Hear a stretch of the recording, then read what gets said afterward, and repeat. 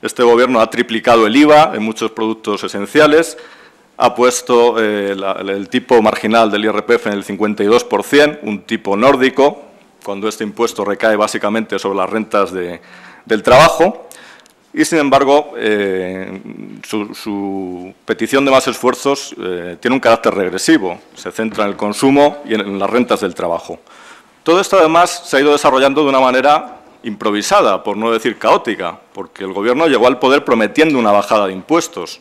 Es cierto que luego nos dijo, no, había un déficit mayor del esperado. Bien, si había un déficit mayor del esperado, la lógica de su política habría sido bajar los impuestos más todavía. Ellos decían, no, vamos a bajar los impuestos, habrá más actividad, recaudaremos más y controlaremos el déficit. Ah, pero el déficit no era del 6, era del 9 y pico. Bien, pues entonces, según su lógica, tendrían que haber bajado todavía más los impuestos. Pero no, los han ido subiendo y de forma bastante caótica, generando incertidumbre en las familias y en las empresas. Y este proyecto de ley ahonda en esa dirección de incertidumbre, de improvisación. Resumiré algunas de las medidas que aquí se nos traen. Se suprime la deducción por vivienda habitual. Esta deducción por vivienda habitual la reinstauró el Gobierno nada más llegar al poder y ahora, pasados unos meses, suprime lo que él mismo instauró. Se prorroga al año 2013 el impuesto del patrimonio y se prorroga sin ningún tipo de reforma. No hace falta recordar la fiera oposición del Partido Popular a este impuesto cuando él no estaba en el poder. Se crea un impuesto sobre el juego sin tener en cuenta las repercusiones que puede tener sobre entidades como la Cruz Roja o la ONCE.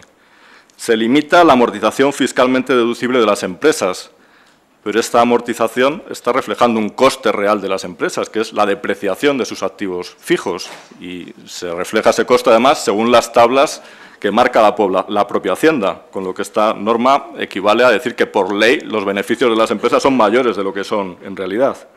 Y se cambia la tributación local a la medida, parece ser, de una empresa concreta, pero además con efectos potencialmente muy graves de cara al futuro, porque lo que se permiten son bonificaciones potestativas del 95%, es decir, prácticamente perdonar el impuesto, en el caso del IBI y del impuesto de actividades económicas.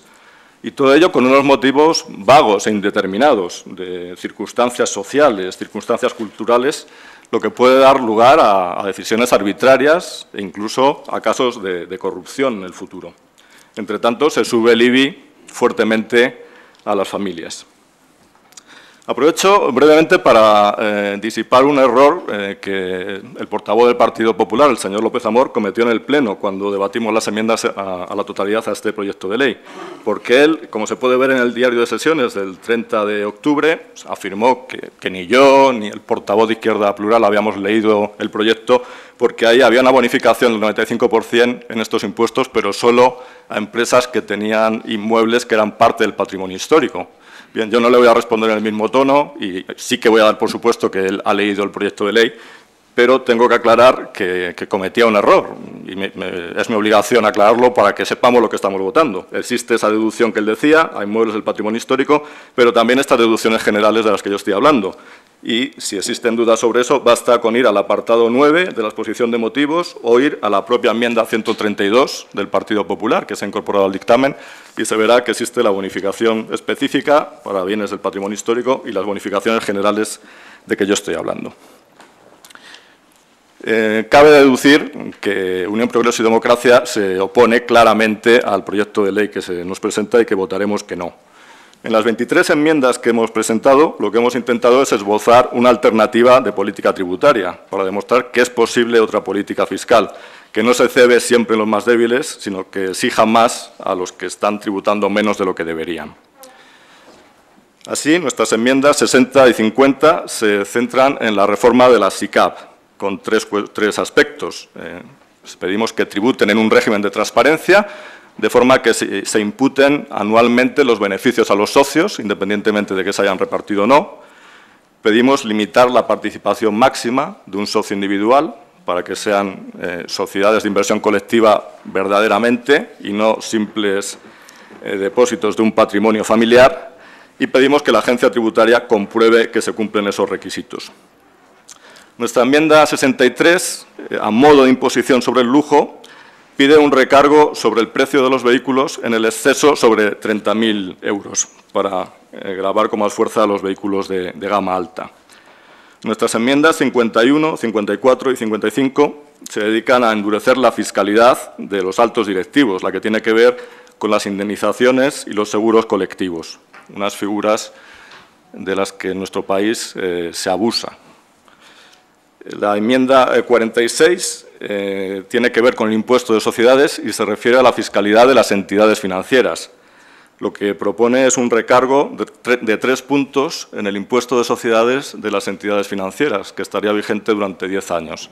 Y su objeto es ayudar a que estas entidades colaboren en la recuperación del dinero público que están ahora recibiendo. Además, el impuesto de sociedades solo se paga cuando hay beneficios, con lo que esta aportación la harían cuando recuperasen su rentabilidad. También se refiere al impuesto de sociedades nuestra enmienda 43. En este caso se refiere a las amortizaciones diferidas de que antes hablaba. Creemos que puede estar justificado el diferimiento, pero nunca más allá del final de la vida útil del activo. Si se difiere, habría que hacerlo dentro de la vida útil del activo. Otras medidas de reforma fiscal que proponemos están ligadas al modelo territorial. Tienen que ver con el impuesto del patrimonio y el impuesto de sucesiones, que están en manos autonómicas. Las enmiendas 61, 62 y 64 lo que piden es que no pueda haber bonificaciones superiores al 25% en estos impuestos, porque ha habido comunidades que han bonificado estos impuestos en el 100%. También que se comience a reformar el impuesto del patrimonio con una primera medida, que es limitar la exención de los activos empresariales a un máximo del 75%. Las enmiendas 44 y 45 se refieren a las bonificaciones del IBI y el IAE a que antes me he referido. Proponemos que la bonificación no pueda llegar al 95%, como se establece en este proyecto de ley, sino que haya un máximo de bonificación del 25%.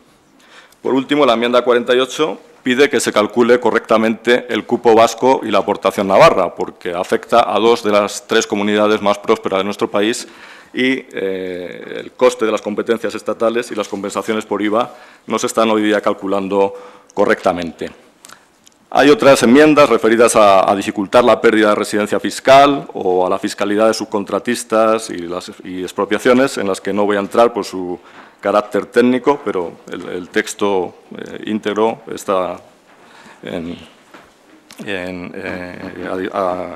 a disposición de sus señorías. Por tanto, no voy a entrar en más detalles y solo finalizo recordando que mi grupo va a votar que no a este proyecto de ley del Gobierno por las razones expuestas y que nuestras enmiendas, aunque vayan a ser rechazadas, como suele suceder, creemos que esbozan la posibilidad de una política fiscal diferente que no recaiga siempre sobre los más débiles.